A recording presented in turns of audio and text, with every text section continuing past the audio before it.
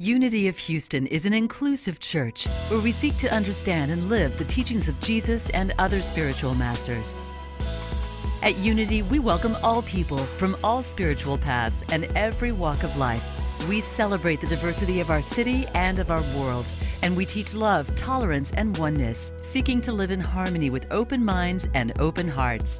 Wherever you are in your spiritual path, you are always welcome at Unity. Join us and discover that the life of your dreams is already within you. Well, how in the world do I introduce Reverend Howard Caesar? What do I say about him that isn't already on our website or his website, howardcaesar.com, by the way? And most importantly, what's already written on your hearts. Raise your hand if you've been impacted by Howard Caesar's ministry. Yeah, that's what I thought. My hand goes up. Both my hands go up, actually. He is such a powerful leader, visionary, teacher, spiritual mentor in so many ways. His workshop this afternoon will truly bless and transform your life, no doubt. But most importantly, we are seated in what I believe is really Howard's legacy to not just to us and to our Houston community, but to our movement. It's just a beautiful depiction, actually, in a container for the love and for the teaching. But I don't need to say anything else because you already have that imprinted on your hearts.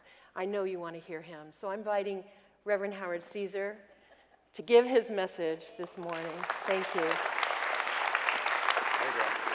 Thank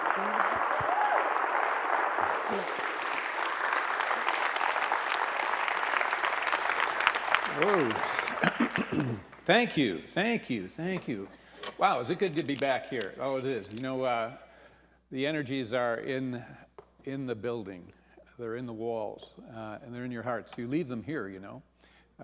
Even when the building empties out, there's still a resonant, energetic feel. So it's always great to come back and be with you. Thank you for the warm reception. It's so good to see so many of our friends. And Diane, stand up and take a bow. She has been working with me.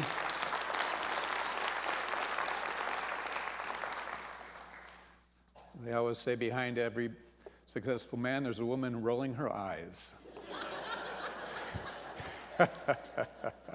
I love that line. I've used that before. So I hope everyone's doing well, and I thank Michael for the opportunity to be here and share with you this morning once again. I want to begin by telling you a little story about in a convent in Ireland, there was a 98-year-old Mother Superior who was lay there dying. And the nuns had gathered around her to, try and make her last journey in moments as comfortable as possible. And they tried to give her some warm milk, which she chose not to. She declined. And so the one nun went back to the kitchen with this little glass of warm milk and remembered that there was a bottle of Irish whiskey that had been received as a gift the previous Christmas. And so she decided that she'd open it up and pour it in the warm milk. And there was quite a lot of room yet in the glass.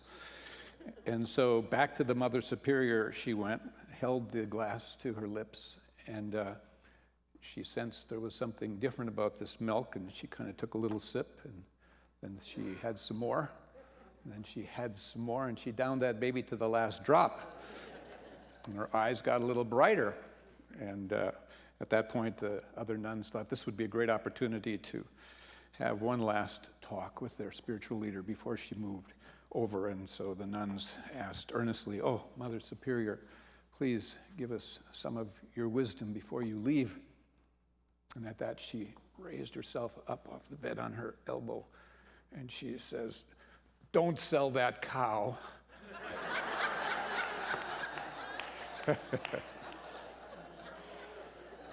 I hope to give you some words of wisdom today. I'm not Irish. I didn't have any Irish spirits, but I hope to bring you some spirit here this morning. I want to tell you another story, and this is actually a true story. I don't know about the other one, could be. But this is a true story where there was a man that actually went and was at an inn. He had checked into an inn which was like a hotel just about an hour outside of Toronto. And it was a quiet place. It was amongst trees and nature, this inn that he went to. And it was summer, and it was late July, and it was in the early afternoon that he was sitting in this kind of like parlor room, maybe sunroom, on the first floor of this inn. And he was all alone. And there he begins to listen to the desperate sounds of a life or death struggle. Right there. And he looks and he sees that only a few feet away is a fly. A fly. I don't know if it was a house fly or a horse fly, but it was a fly. And it was expending the last of its life energies in this futile attempt to fly through the glass of the window pane there in this room that he was sitting. Have you ever experienced a fly or a horse fly, bzz, bzz, hitting against the window pane, just trying to find its way out, pounding and pounding? Have you ever heard that? I mean, I've had that on various occasions, various places, I don't know. But anyway, this whining, buzzing sound in its wings was telling the story of the fly's strategy, which was try harder, but it wasn't working. And so this frenzied effort that offered really no hope, it's impossible, obviously, to try hard enough to keep banging against this window pane so as to break through it. And it was staking its life on this goal of thinking, if you just try harder down this same route, somehow you'll make it. And the fly was doomed, and we know it would, and this fellow who was observing this, he knew it would die there on the windowsill. And across the room, only maybe 10 steps away, there was a door that was open from this room. And only a few seconds of flying time would have seen this fly be able to reach the world that it was seeking. And with what would be only the fraction of effort that it was using, it could have had a breakthrough as opposed to this breakdown. The breakthrough possibility was right there in the midst because there was a door waiting to fly through. And so we can ask, why doesn't the fly try another approach, something different? How did it get so locked into and loyal to this one route, this one particular route, forcing their way, there? And what logic, what kind of thinking is it that has one continuing until death to do simply more of the same? Anyone here ever felt like the fly? Maybe not. Well, what we all share with the fly is, and have in common, is this desire, I believe, to be free. To really have a sense of being free in the life that we are living. Because we don't always feel free. I'm big on freedom. I'm working on freedom. I hope you are too. Much of humanity is somewhat like that fly in varying degrees. We're all bumping up against in various ways, some inner, some outer conflict, some maybe barrier that we would like to gain freedom from. We want to break through some area of our life, some area of our psyche, some area emotionally, whatever it might be. And sometimes we're continuing to go down a similar, same route. May have been bumping against certain blocks and resistances that we have even inside. It could be something related to our work or our job, our attitude about it, not just necessarily the job itself. It could be related to our health. It could be related to relationships. It could be prosperity or lack of. It could be hurts and wounds from our past. It could be our limiting self-image. It could be a whole host of things. It could be our inability to really love, and to love ourselves, to love others, to love life, to really bust out and be free in our heart, be authentic, perhaps. So you may relate and even be thinking of something that, has come up in some time in your life, or might be something you are even bumping up to in terms of a barrier now, or you may even have felt a feeling of being stuck in what I call stuckness. And like the fly, if we continue to struggle and suffer, there must be something that we are maintaining in terms of a course that is not life-giving. And, the man in the story that sat and saw this fly, he apparently related this to himself and to his life, because he went on to actually write a little pamphlet about it. His name is Pritchett, and somehow that spoke to him, that moment, and watching and observing that. And the fly, was persistent. It was determined to break free, and that's not to say that determination and persistence are bad, but we have to, be thinking in terms of where are we directing our energies, and is it, in a path of least resistance, and that leads to something that is life-giving, and that's part of our consciousness and awakening and awareness. That's an ongoing basis as we have this journey through this human experience called life, which is a powerful experience. And so doing the same thing over and over keeps things the same, right? It is a law that if we keep on doing what we're doing, thinking what we're thinking, seeing what we're seeing, perceiving what we're perceiving, that basically we'll get and keep on getting what we're getting. So my title today, did you know I had a title? Okay, my title is A Spiritual Makeover. And we're not talking about a facelift, probably more a faith lift. We're not talking about a tummy tuck or liposuction. We're talking more about a struggle reduction. And really, without getting cute with words, we're talking about a change in consciousness, because life is consciousness, and this all really comes down to that line. Life is consciousness, and we carry our consciousness. And we have the work to do within ourselves, and no one else will do it for us.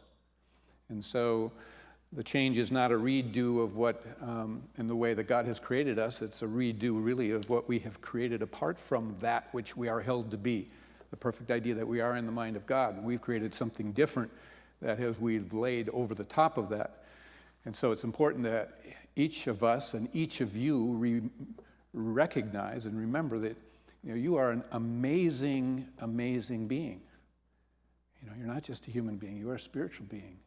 And that there's something inherent in you that is beautiful and powerful and creative, and you are a light being, and you have been hired to come into this world. You are on assignment at all times, and to realize the magnitude of that and the precious gift that it entails. And so, I like to say that you are all glorious, glorious beings, because you have the glory of God in you. And there's a passage I like about that. Actually, there's a couple, but one is in chapter 17 of the Gospel of John. Jesus is praying a prayer, and it's a prayer for all of us. And he prays, God, the glory that you have given to me, I have given to them, that they may be one as we are one, I in them, and you in me, that they may become completely one. So there's something about that verse or passage that speaks to me, but the glory that is placed in us, the glory of God is already there. And so our true nature is really love and peace and joy, and most certainly freedom, the freedom to be in those energies and those vibrations, but we're not. And so that's the path we're growing in consciousness beyond. But it's always to recognize what's our aim, what is here, what are we being called to. In 2 Corinthians, there's another verse, chapter 3, where it says, now the Lord is spirit, and where the spirit of the Lord, there is freedom. And so we shouldn't take lightly these things, because these are hints and things that we are to remember. So there is freedom, and we all, it continues, and we all with unveiled face, in other words, peeling off the part that we have created apart from our true self, with unveiling of that, beholding the glory of the Lord, we are being changed into his likeness, from one degree of glory to another, from this comes the Lord, who is the Spirit.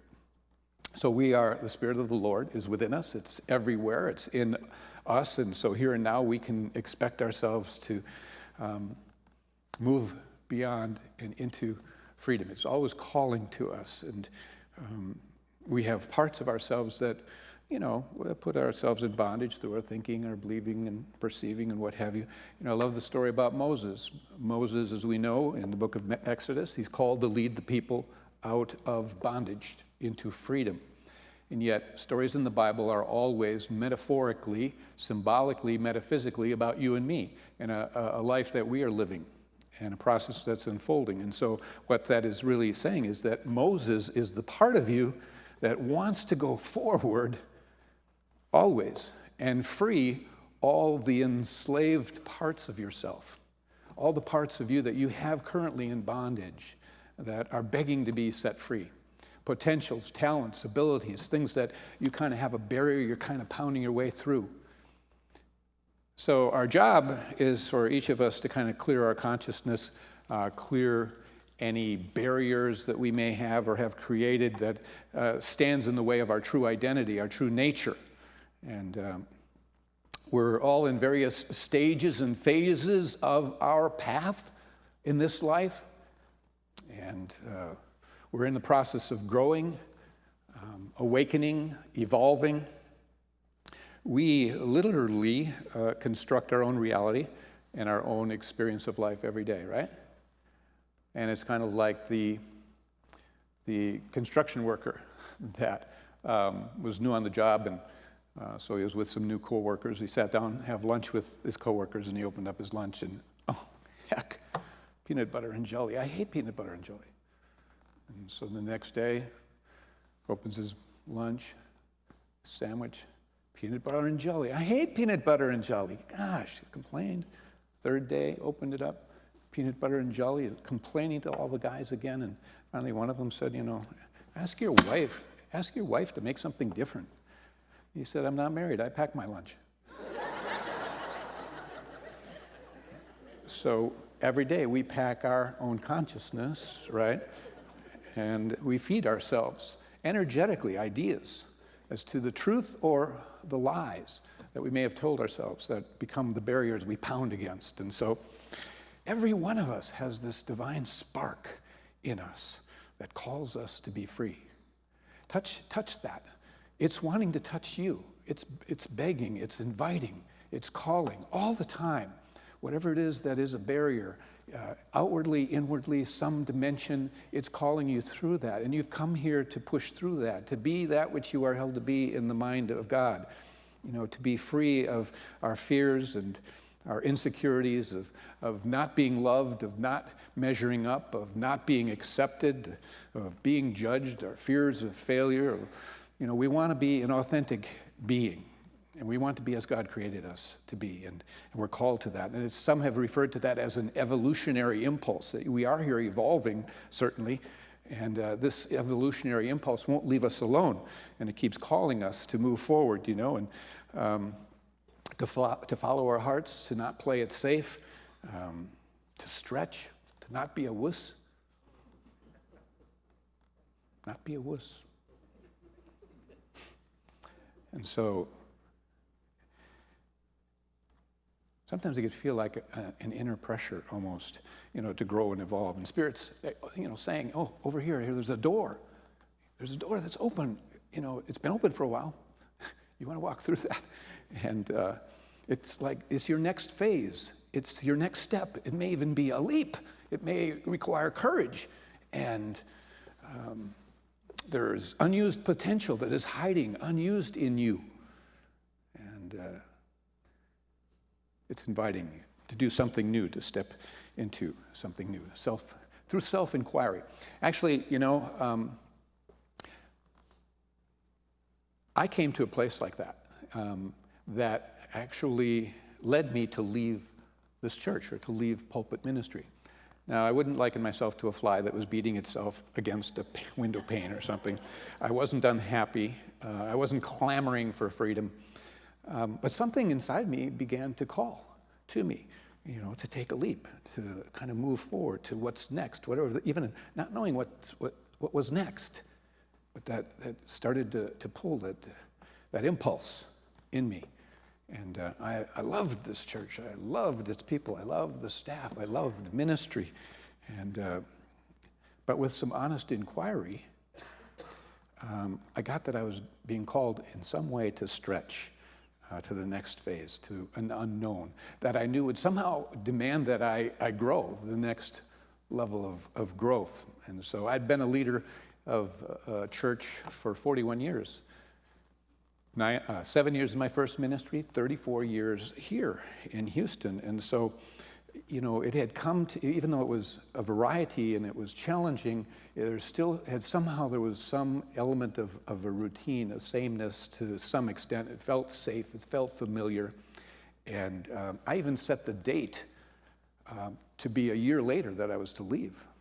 I don't know if you knew that. I haven't told many people. And I moved it up a year earlier because this pull inside of me was so strong I could not deny it. And to deny it, I knew I would just basically amplify some degree of discomfort and suffering and unhappiness because I wasn't following something that was pulling me. And perhaps you can relate to that. Since my departure, it hasn't always been easy. I've been busy, but I've been stretched. And I've been asked to look at some things in me because there's some newness. And, look at some insecurities, some limitations from even some childhood, just, new nuances to push past. So it's all been good. If we cling to the status quo and we hang on to whatever, basically we have discomfort. And discomfort, which may be labeled struggle and suffering, is basically only there to say, hey, there's a correction needing to be made. And so freedom is not something that you possess, it possesses you. It wants you, it's calling you. And so enlightenment actually hinges on believing that you were born to be free. You were born to be free. And so whenever you answer the call to move forward or take a leap into that next level of consciousness or freedom, it will basically, when you say yes to it, it'll call you into something new. Might be external, might be internal. You'll have to abandon the status quo. It asks you to do that. It will ask you to set a new pattern. Having looked at some limiting patterns that you have, it'll ask you to take a fresh new perspective. It'll ask you to do some major rethinking, to think a little bit differently in some respects, in certain areas of your life. It'll ask you to let go of some things. It'll ask you to break out of a particular ruts that you are in. I saw and watched a video that had, it was a video of trucks, and pickup trucks and the kind that are in like competition on certain routes or a certain course. And they have tires like this, and the cab is way up off the ground. I don't know how they get in there and get out, but anyway, you know what I'm talking about? And they have these big wheels, and they're going up rocks and boulders and different courses and so forth. Well, this happened to be a video of trucks that were actually had to go through from dry land in through bodies of water that had ruts, deep ruts for the tires, and they didn't know how deep it was. So there'd be like a big puddle that was 50 yards long, and they would go into this, and you're hearing the engine, and it's pulling through all the muck and the mire, and you couldn't tell with the water how deep the ruts were. And the first truck that went through got so deep into the ruts that it started spinning, even though four-wheel drive, and it couldn't get out. And it's actually stopped. And it went back and forth and so forth. Finally, it was stuck, couldn't get out. This big truck, they had to come in with a tow and pull it out. The next truck came, and this is a course. So you're supposed to go through, you couldn't avoid all of the water. You could avoid a little bit. And so this next truck went through and had the two wheels on the right went through the water in the deep, and it kept its other two wheels on higher ground. On higher ground.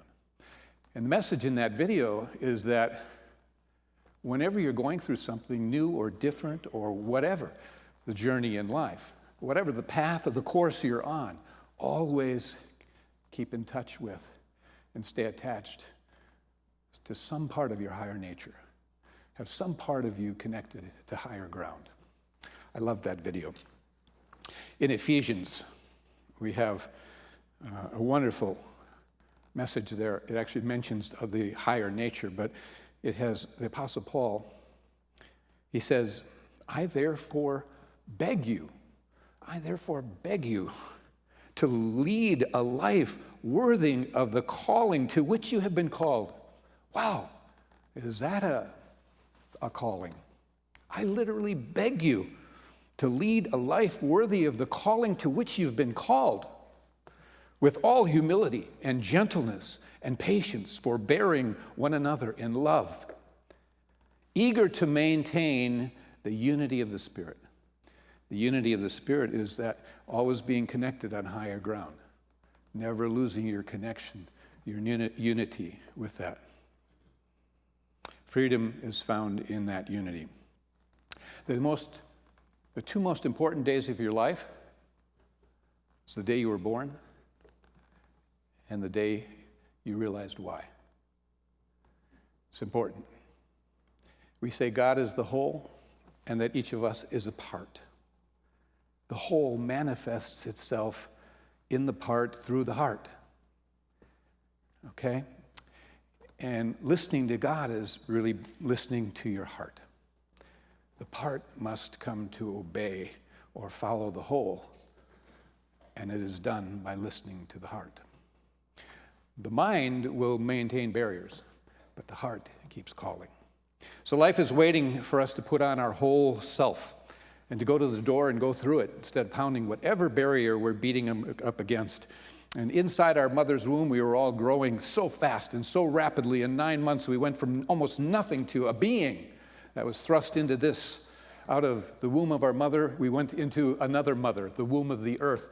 But here, it became different in terms of, we weren't so much about growing physically now, it was going to be about growing internally and spiritually. That was the mission. That an umbilical cord was cut, but not really, because you never lost connection with the Spirit that has always put you here and is calling you to be that which you were created to be. And so we realize that we're really not our thoughts. We have thoughts. We're not our mind. We have a mind. We are not our body. We have a body. And our body is really the cosmos, the great expanse in which we're in. You know, Edgar Mitchell, he was an astronaut. He was in Apollo 14, landed on the moon, and he had a profound experience as he was coming home in that module. He saw Earth from a whole new perspective. You know, when we look up at the stars, we see stars. He was coming back, looking out that little window, and he saw the Earth, and there were stars all around it. That basically there was space and vastness cradling the Earth itself. It was a whole different perspective, and it threw him into a powerful feeling of connectedness with this vastness. And he sensed profoundly that there was this force field that is operating everywhere in the vastness of the cosmos, and it's an infinite intelligence, and it had gone on for billions of years and had forged the molecules of his own being that had put him there on this journey, not in the capsule, but the journey of life that he was on. And so it opened up a whole new vista for him. And it was kind of a blinding epiphany where he felt the force, he felt the intelligence of God, and that somehow he was being taken through a window, or through that window, out a door. He came back and became the founder of the Institute of Noetic Sciences because he was so impacted. Liberation means that you stand free of making demands on others or on life to make you happy. It's a matter of putting on your true identity in your wholeness, you know, and it requires that we evolve beyond the consciousness of separation. So I leave with you, I started this talk about a fly, remember? And which you are not, and I am not. But there's a metaphor there. You are meant to fly. You were created to fly. You are designed to fly. Your destiny is to fly. and be free. And so I beg you to live the life worthy of the calling to which you have been called. I love you all. Thank you for allowing me to be here. Go be a light in the world. God bless you. Thank you for watching this message today. I'd like to invite you to join us in person here on campus at Unity of Houston for Sunday morning or Wednesday evening services. If you can't be with us here on our campus, you can still join us live on Facebook or on our website, unityhouston.org, Sunday mornings at 11 a.m. Central.